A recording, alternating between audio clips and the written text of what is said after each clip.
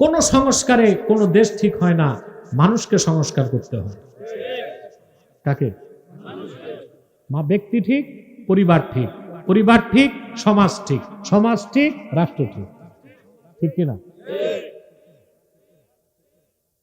আপনার ঘা হয়েছে কানে, মলম দিবেন বগলে, কাজ হবে? সংস্কার তো জায়গা মতো লাগবে। বলবো এই কথাগুলো বলবো ইনশাল্লাহ। একজন এমপি এত ক্ষমতা পায় কেন? ম্যান্ডেট পাইছে। কি পাইছে? পাইছে না? এই জন্য এমপি কে একজন পুলিশ সুপারও স্যার বলতে বাধ্য, ডিসিও স্যার বলতে বাধ্য। ওই বেটা পুলিশ সুপার বিসিএস ক্যাডার হয়ে 10 বছর খাইটা চাকরি পেয়েছে, স্যার বলতেছে এমন লোককে যে 2 পাস, সাইন দিতে কলম ভাঙবে। কথা বুঝতেছেন? প্রিয় বন্ধুগণ, হযরত বেলালের মর্যাদা কোথায় চলে গেল, সম্মান। তা আপনি যদি আল্লাহকে ভয় করতে পারেন, কয়টা জিনিস পাবেন?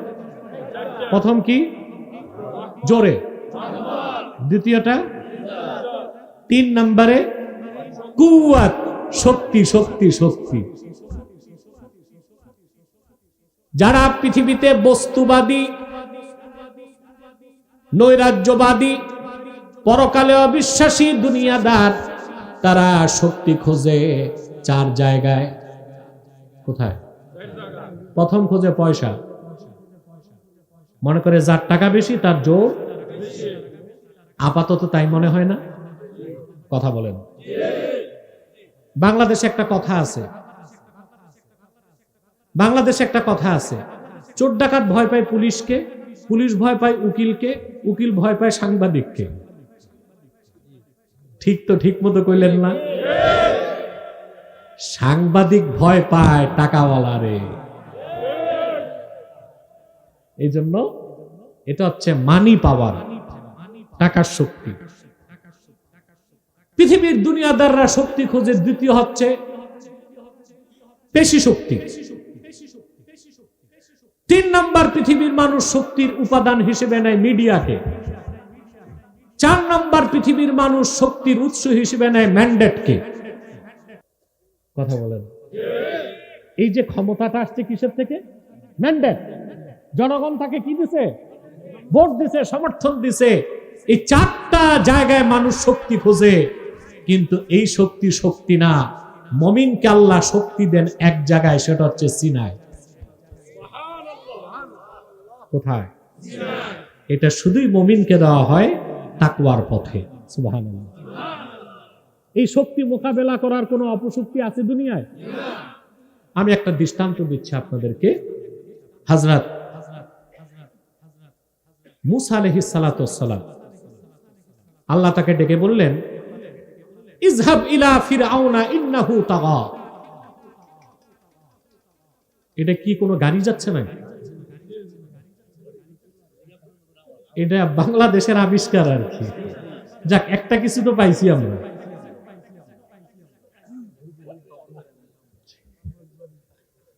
আওয়াজ কি দেখছেন বিকট? প্রিয় ভাইরা, এগুলো তো চললে আর ঢোল পিটাইতে হয় না। দেখছেন আরো বাড়াইছে বাবা। প্রিয় ভাইরা, বলছিলাম মানুষ শক্তি খোঁজে সব জায়গায়। মুসা আলাইহিস সালাম, আল্লাহ বলছেন যাও ফেরাউনের কাছে যাও।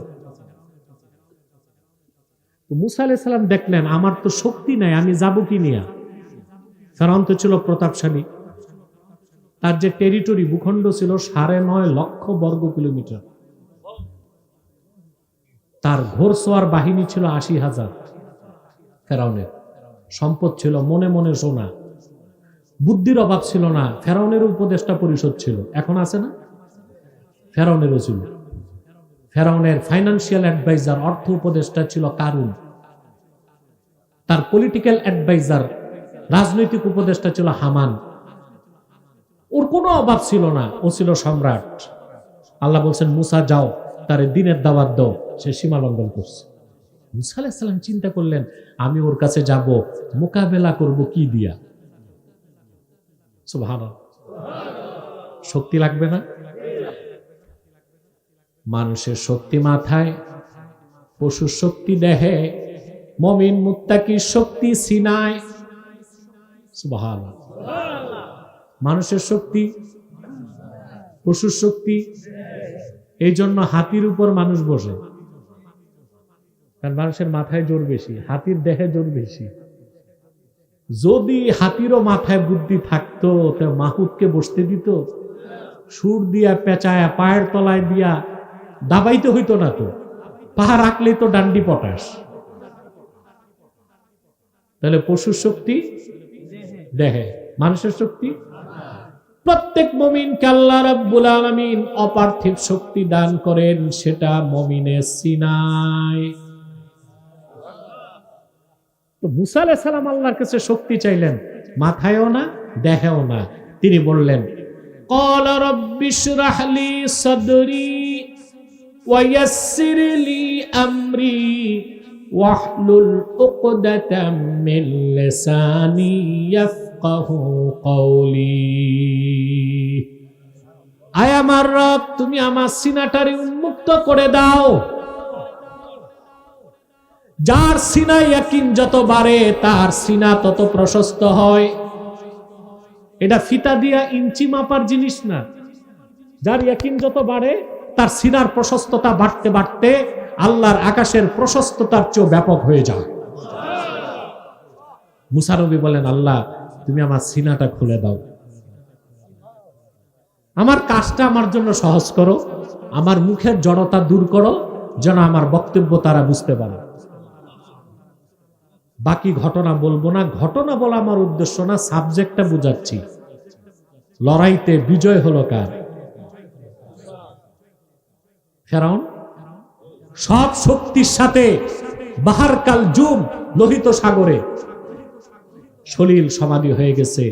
মুসা নবী তার সাথে যুবকের সংখ্যাই ছিল 6 লাখ।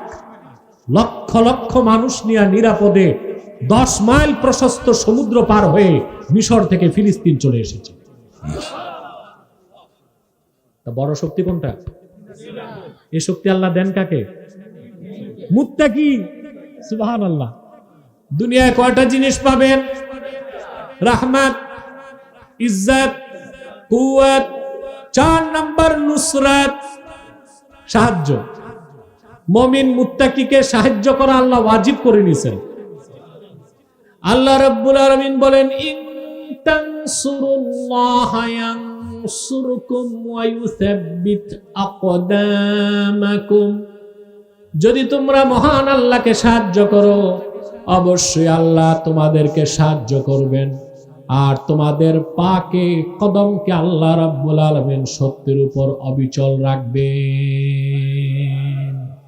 সাহায্য কে করেন? জোরে বলেন, আল্লাহ। কোরআন কারীমের অন্যত্র আল্লাহ তাআলা বলেন, ওয়ালা তাহিনু ওয়ালা তাহজানু ওয়া আনতুমুল আ'লাউনা ইন কুনতুম মুমিনিন। হীনবল হয়ো না, চিন্তা করো না। যদি তোমরা সুপার ক্লাসের মুসলমান মুমিন মুত্তাকি হতে পারো, গোটা দুনিয়ার কাফের মুশরিকদের উপর বিজয় লাভ করবে।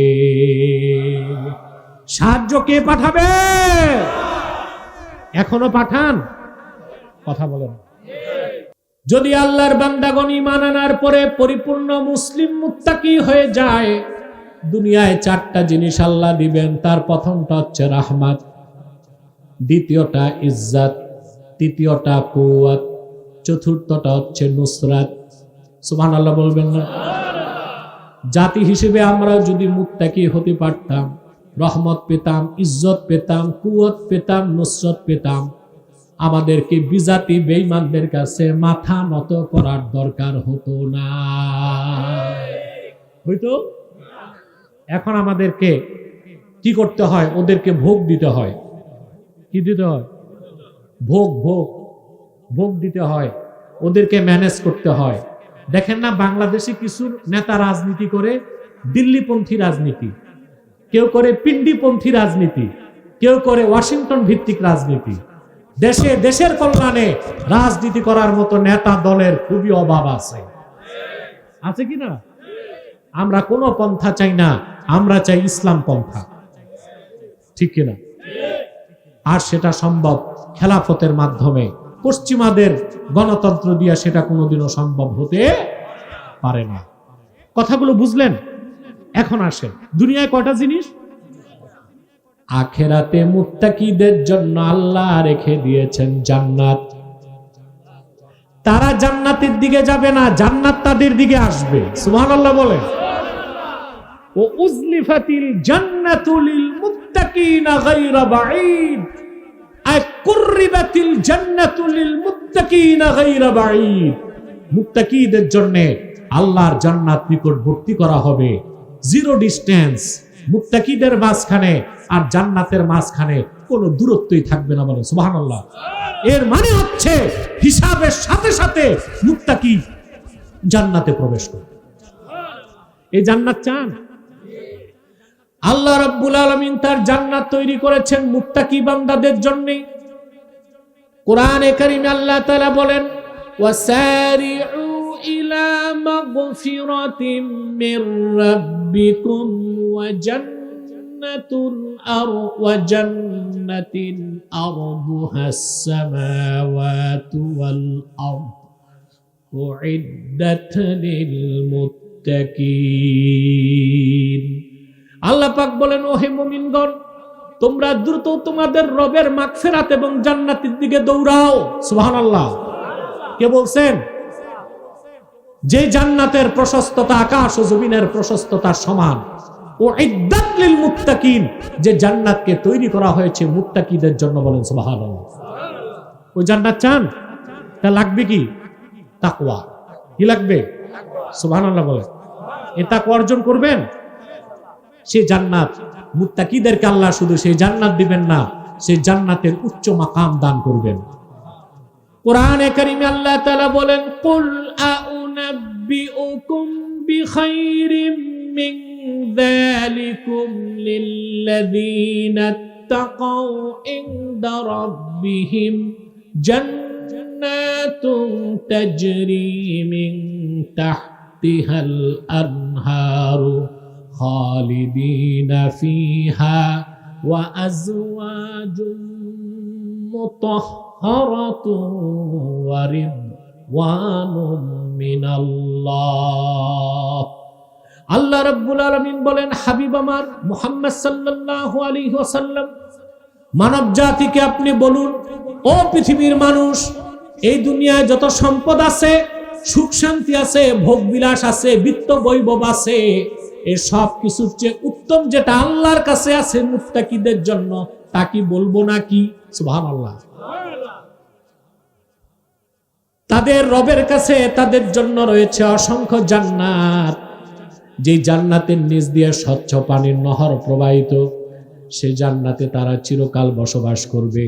সেখানে আছে তাদের জন্য অসংখ্য পবিত্র স্ত্রী। দুনিয়ায় কয়টা? পারলে আরো, পারলে আরো, পারলে না পারলে একটা, না পারলে একটা। পারার শর্ত হচ্ছে ফিজিক্যাল ফিটনেস, ইকোনমিক্যাল ফিটনেস। টাকাও লাগবে, দেহটাও ঠিক লাগবে। বাঙালি তো টাকাও ঠিক নাই, দেহ তো এমন একটাতেই কাইট। তো আর 3টা 4টা করার দরকার কি? 4 বিয়ে করা সুন্নত, এটা ভুল ফতোয়া, জায়েজ। কথা বুঝতে পারছেন? সুন্নত বলার সুযোগ নাই। আপনি পারলে লাগলে করতে পারবেন, কিন্তু যদি ইনসাফ করতে না পারেন, ওয়া ইন খিফতুম আল্লাহ তাদিলু ফাওয়াহিদা, যদি একাধিক স্ত্রীর মধ্যে ইনসাফ করতে পারবা না আশঙ্কা থাকে, তাহলে একটা। কয়টা? একটা। কষ্ট হচ্ছে ভাই? আর একটা মানুষও বিনা প্রয়োজনে দাঁড়াবার চেষ্টা করবেন না। আমি আপনাদের সকলকে নিয়ে মুনাজাত করে তওবার মাধ্যমে বিদায় দেব ইনশাআল্লাহ। সময় দেখো। আমি বসছি 1 ঘন্টা হয়ে গেছে, আমি এটা টের পাই নাই। আর অল্প সময় আপনাদেরকে কষ্ট দিব। তুমি কি করো? তারপরে ভিতরে মোবাইল দেখো না, কি করো? কথা শুনতেছেন প্রিয় ভাইরা? বিয়ে কয়টা? পারলে পারলে পারলে আপনি পারবেন না তাহলে একটা কয়টা? মাওলানা আশরাফ আলী থানভী রহমতুল্লাহ, ওনার কোনো ছেলে সন্তান ছিল না, বুঝলেন? পিড়িতে আরেকটা বিয়ে করছেন, বুঝলেন? আল্লাহর কি হুকুম, ওই ঘরেও কোনো সন্তান হয়নি। তো দ্বিতীয় বিয়ের পর একটু দ্বন্দ্ব হবে না সতীনে সতীনে? তো উনি সিদ্ধান্ত নিলেন ছোট বউ ছেড়ে দিবেন। তো বুজুর্গ মানুষের বউ তো বুঝতো ভালো, বড় স্ত্রী বললেন না, যেহেতু বিয়ে করে ফেলছেন সে আমার কাছে আমার বোনের মতো থাকবে। থানভী সাহেব কি করতেন, মুরিদরা হাদিয়া আনলে পাল্লায় ওজন করে সমান 2 ভাগ করে 2 বউকে দিতেন। একটা তরমুজ আসলো, পাল্লায় ওজন দিয়া 2 টুকরা করে 2 বউকে দিতেন। আপনি ইনসাফ করতে পারবেন? আপনি তো মিয়া সাহেব দ্বিতীয় বিয়ে করার পর প্রথমটার কাছে 3 মাসও যান না, আর নতুনটার কাছে চিল্লা পুরা করেন, ঠিক কিনা? তাহলে ইনসাফ করতে হবে। কি করতে হবে? ইনসাফ করতে না পারলে জান্নাতে প্রত্যেক মুত্তাকিকে আল্লাহ তাআলা সর্বনিম্ন 70 জন করে স্ত্রী দিবেন। কেমন স্ত্রী? আজওয়াজুম মুতাহহারা, পবিত্র স্ত্রী। সুবহানাল্লাহ। কখনো তাদের সৌন্দর্য কমবে না। হাদিস শরীফ সাক্ষ্য দেয়, মুমিন মুসলমান জান্নাতে তার স্ত্রীর দিকে তাকাবে, রূপ উপভোগ করার পরে দৃষ্টি ফিরে আবার তাকাবে, রূপ বেড়ে যাবে। যতবার তাকাবে রূপ বাড়বে, কোনদিন আকর্ষণ কমবে না। দুনিয়ায় যদি আপনার স্ত্রী বিশ্ব সুন্দরীও হয়, বয়স বাড়লে তার চামড়া কুঁচকে যাবে, সৌন্দর্যে ভাটা পড়বে, আপনার আকর্ষণ কমে যাবে। এবার আপনাদের প্রশ্ন আসে না, 70 জন করে বিবি পাবো তো বাচ্চা কাচ্চা? ইউটিউবার তোমরা ভালো করে শোনো, ভালো মতো না শুনলে ক্যাপশন ভুল দিয়ে আমারই বিপদে ফেলাইবা। বলেন তো ভাই, বেহেশতে বাচ্চা কাচ্চা হবে না? এখানে কথা আছে। আহমদ বিন হাম্বল তার মুসনাদে, ইমাম তিরমিজি সুনান তিরমিজিতে, ইবনে মাজা ইবনু মাজা 3টা হাদিসের কিতাবের হাদিসটা আসছে 3টা হাদিসের কিতাবে। রাসূলুল্লাহ সাল্লাল্লাহু আলাইহি সাল্লাম বলেছেন, আল্লাহ রাসূল সাল্লাল্লাহু আলাইহি সাল্লাম বলেছেন, বেহেশতে মানুষ যদি আল্লাহর কাছে সন্তান চায় তো তার দোয়া আল্লাহ কবুল করবেন। মুহূর্তের মধ্যেই স্ত্রী তার